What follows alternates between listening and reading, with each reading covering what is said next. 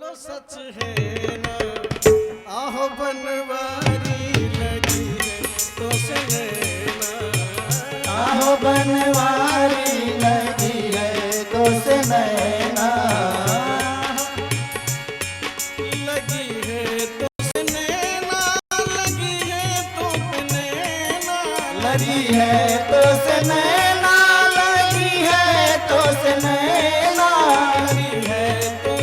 सुनैना, लड़ी है तो सुनैना, लड़ी है तो सुनैना, लड़ी है तो सुनैना, आहो बनवारी लगी है तो सुनैना, आहो बनवारी लगी है तो सुनैना, आहो बनवारी लगी है तो सुनैना, आहो बनवारी लगी है तो सुनैना, बनवारी लगी है तो सुनैना, आहो बनवारी लगी है तो सुनैना, बनवारी लगी है तो सुनैना।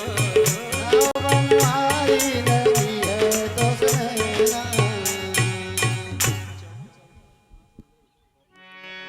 बोलिए भक्तवत्सल भगवान की जय, श्री व्यासदेव भगवान की जय।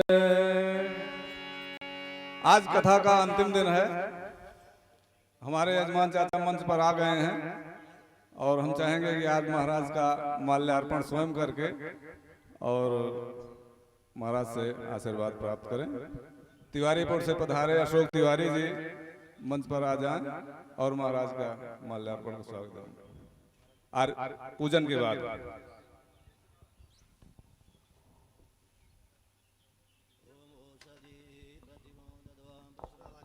प्रसूहरि अस्वायव सचितवदेवीरुधः पादैश्रवः पुष्पं समर्पयामि। ॐ दूदशि दुर्वदुर्वन्तं दुर्वदं दुष्मान् दुर्वदितं दुर्वयं वयं दुर्वा महादेवानां शिवहितमगं सहितमं भवितमं विशदमं देवोत्तमं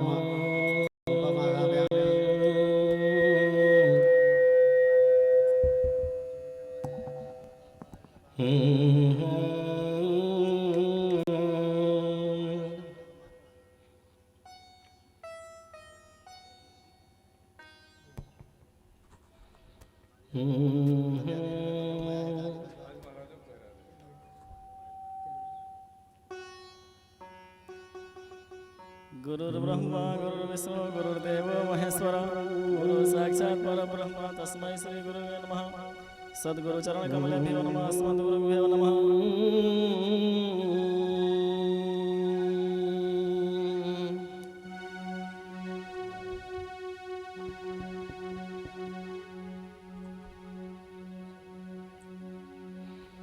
राजा राम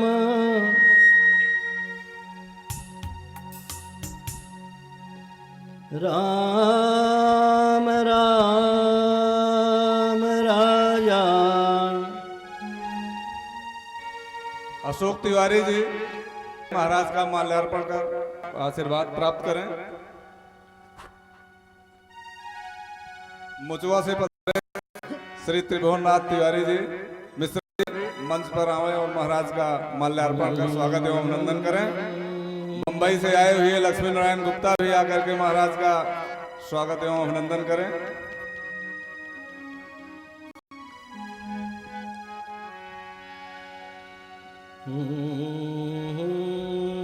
सुरेश कुमार तिवारी जी जो एयरफोर्स से सेवानिवृत्त होकर बैंक ऑफ बड़ौदा में इस समय कार्यरत हैं, इलाहाबाद से आए हुए हैं। महाराज का माल्यार्पण कर स्वागत एवं अभिनंदन करें। अजय तिवारी जहां कहीं भी हुआ करके महाराज का माल्यार्पण कर स्वागत एवं अभिनंदन करें।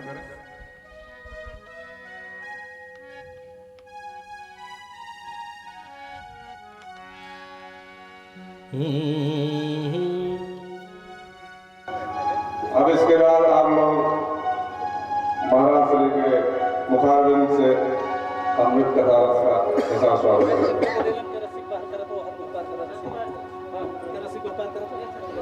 राजा राम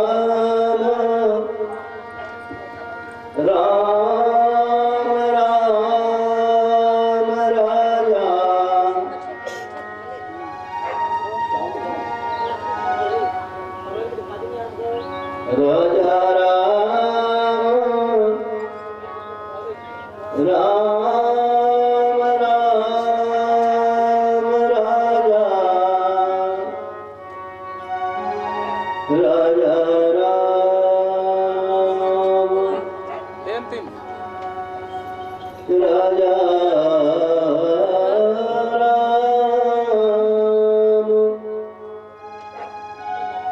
राजा राम राम बिल्कुल से सही करो, बिल्कुल सादा किए हो। राजा राम राजा राम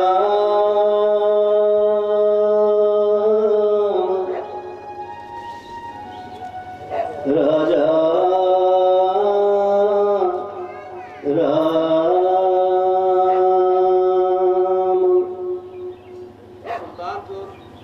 सुल्तानपुर दीवानी से पधारे हमारे सहयोगी भरत कुमार तिवारी जो अधिवक्ता हैं। हम उनसे अनुरोध करते हैं कि मंच पर आकर महाराज का माल्यार्पण कर स्वागत एवं अभिनंदन करें। भरत कुमार तिवारी जी जो सुल्तानपुर दीवानी में अधिवक्ता हैं।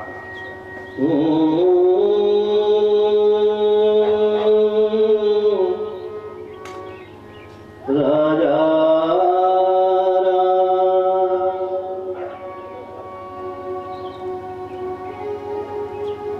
राजा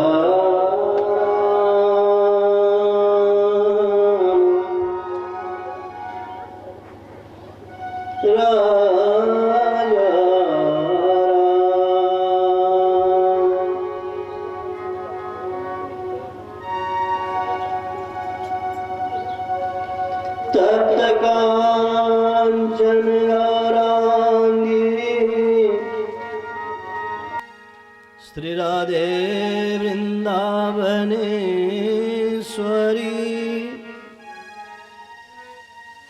वृषभानुसुते देवी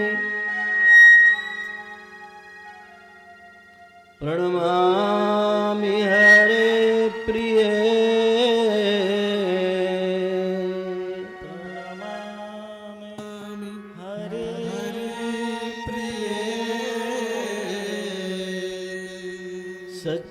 सच्चिदानंद रूपाय विश्वोत्पत्त्यादिहेतवे तापत्रय विनाशाय श्री कृष्णाय वयं नमः।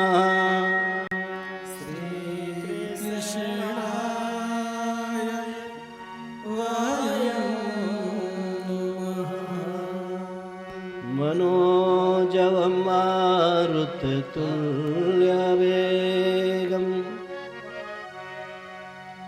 जितेन्द्रियं बुद्धिमतां वरिष्ठं वातात्मजं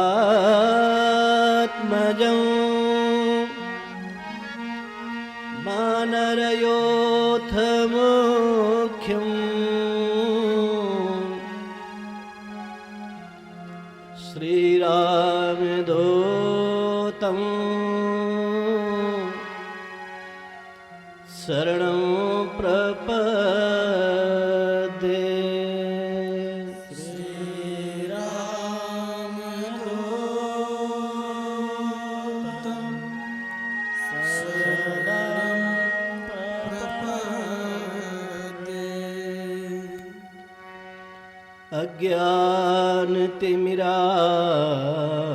अज्ञानतिमिरान्धस्य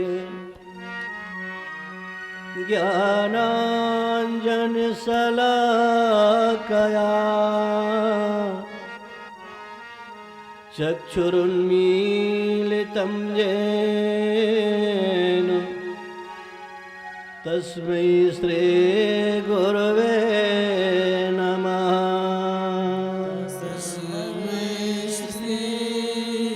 दोनों साउंड को बढ़ाओ।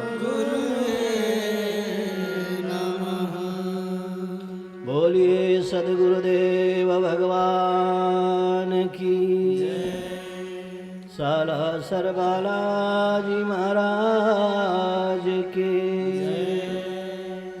अयोध्यानाथ भगवान की शंकर भगवान की वृंदावन धाम की रासेश्वरी राधा रानी की माधव मुकुंद भगवान की